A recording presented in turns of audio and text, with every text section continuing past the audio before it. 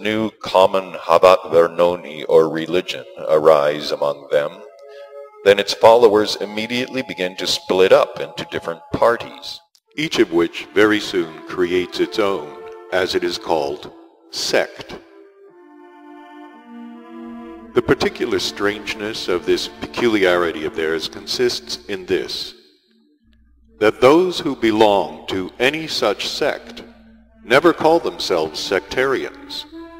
the name being considered offensive. They are named sectarians only by those beings who do not belong to their sect, and the adherents of any sect are sectarian for other beings only as long as they have no guns and ships. But as soon as they get hold of a sufficient number of guns and ships, then what had been a peculiar sect at once becomes the dominant religion. The beings both of this settlement and of many other regions of Pearl Land became sectarians, having separated just from the religion, the doctrine of which I have already told you, I studied there in detail, and which later was called Buddhism. These sectarians, who called themselves the self-tamers, arose owing to that distorted understanding of the Buddhist religion, which, as I've already told you, they called suffering in solitude. And it was in order to produce upon themselves the said famous suffering, without hindrance from other beings similar to themselves, that these beings with whom we passed the night had settled so far away from their own people. Now, my boy, because everything I learned that night and saw the next day of the followers of that sect then produced so painful an impression upon me, that for very many of their centuries I could never recall it all without, as it is said, shuddering. Not only very much later, when I made perfectly clear to myself all the causes of the strangeness of the psyche of those favorites of yours, I wish to tell you in greater detail about all I then saw and learned. As I then made clear to myself during the night's conversation, before the migration of the followers of that sect to this isolated place, they had already invented in Pearl Land a special form of suffering. Namely, they had decided to settle somewhere in some inaccessible place where other beings similar to themselves, not belonging to the sect and not initiated into its arcana, should not prevent them from producing upon themselves this same suffering of special form which they had invented.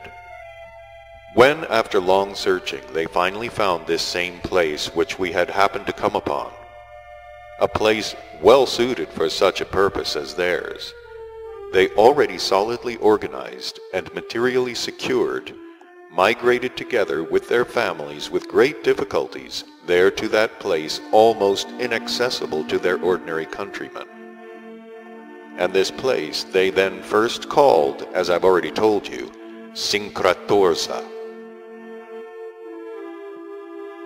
At first, while they were settling down in this new place, they more or less agreed among themselves. But when they began carrying out in practice the special form of suffering they had invented, their families, and especially their wives, having learned what this special form of suffering consisted in, rebelled and made a great outcry about it, with the result that a schism occurred. The said schism among them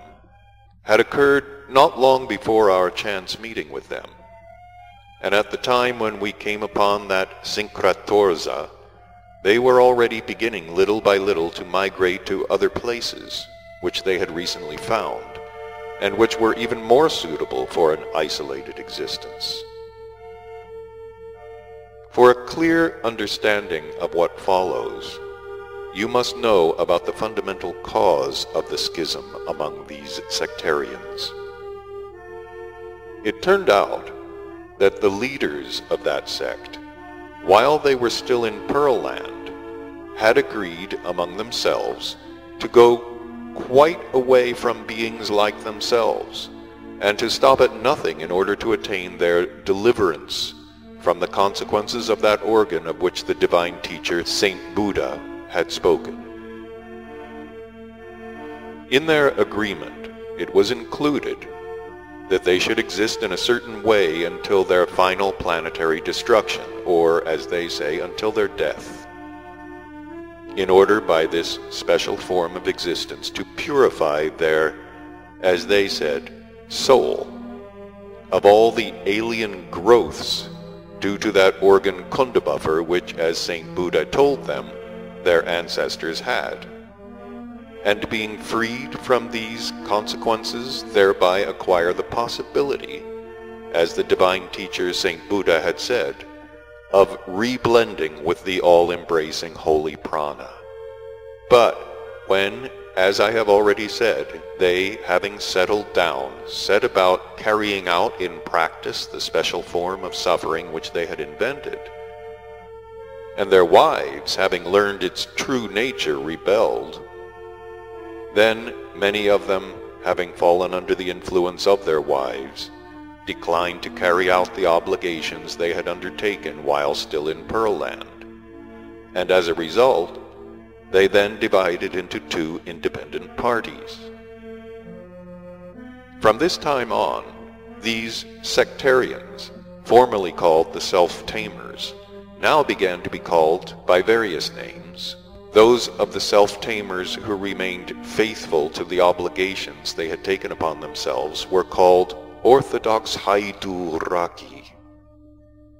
while the rest, who had renounced the several obligations they had undertaken in their native country, were called Katoshki Haiduraki.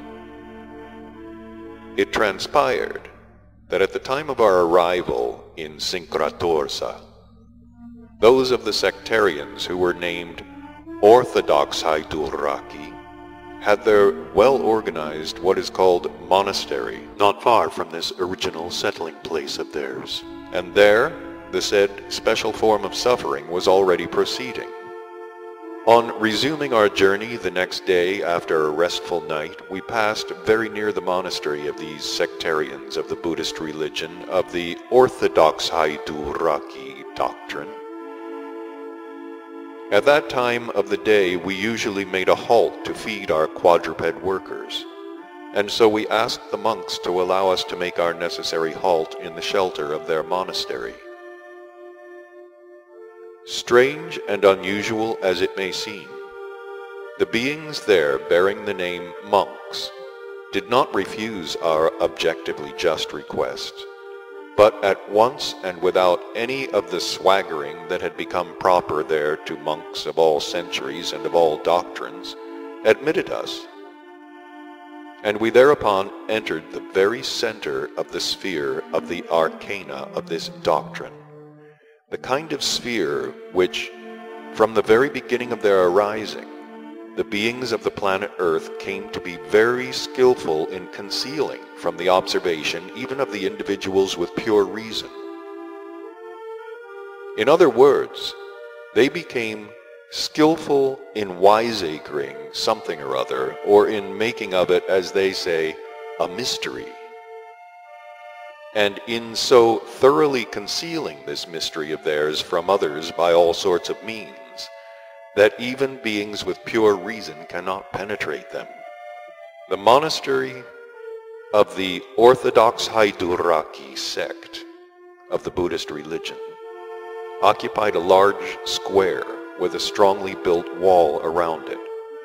which protected everything within, both from beings similar to themselves and from wild beings. In the middle of this enormous walled enclosure stood a large structure, also strongly built, which constituted the main part of the monastery. In one half of this large structure,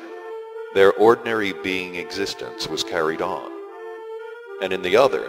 they practiced those special manipulations of theirs which were just the